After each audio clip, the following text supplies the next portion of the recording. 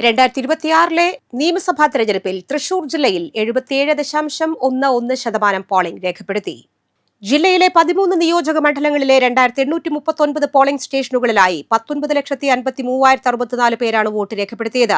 9,80,914 പുരുഷ വോട്ടർമാർ, 10,44,141 സ്ത്രീ വോട്ടർമാരും 9 ട്രാൻസ്ജെൻഡർ വോട്ടർമാരും വോട്ട് രേഖപ്പെടുത്തി. ജില്ലയിലാകെ 25,32,715 വോട്ടർമാരാണുള്ളത്. പുതുക്കാട് മണ്ഡലത്തിൽ പോൾ ചെയ്ത 1,51,935 വോട്ടർമാരിൽ 72,935 പേർ പുരുഷന്മാരും 79,000 പേർ സ്ത്രീകളുമാണ്. 78.98% പോളിംഗ് നിരക്ക്. ചാലക്കുടി മണ്ഡലത്തിൽ പോൾ ചെയ്ത 1,35,392 വോട്ടർമാരിൽ 65,160 പുരുഷന്മാരും 70,232 സ്ത്രീകളും ഉൾപ്പെടും. 75.55% പോളിംഗ്. ഒല്ലൂർ മണ്ഡലത്തിൽ പോൾ ചെയ്ത 1,49,964 വോട്ടർമാരിൽ 72,687 പുരുഷന്മാരും 77,276 സ്ത്രീകളും ഒരു ട്രാൻസ്ജെൻഡറും ഉൾപ്പെടും. 79.60% പോളിംഗ്.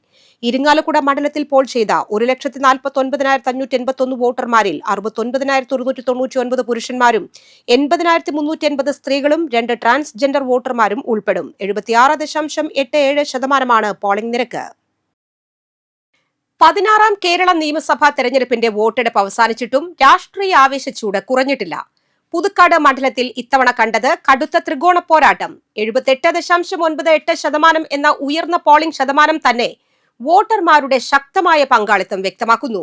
ഉയർന്ന പോളിംഗ് ആർക്ക് ഗുണം ചെയ്യുമെന്നാണ് മണ്ഡലം ഉറ്റുനോക്കുന്നത്. ഇത് തങ്ങൾക്ക് അനുകൂലമാണെന്ന് 3 മുന്നണികളും ഒരുപോലെ അവകാശപ്പെടുകയും ചെയ്യുന്നുണ്ട്. LDF സ്ഥാനാർത്ഥിയായ KK രാമചന്ദ്രൻ ഭരണ തുടർച്ച ലക്ഷ്യമിടുമ്പോൾ UDFന്റെ KM ബാബുരാജും NDA സ്ഥാനാർത്ഥി A നാഗേഷും മണ്ഡലം പിടിച്ചെടുക്കാമെന്ന ആത്മവിശ്വാസത്തിലാണ്.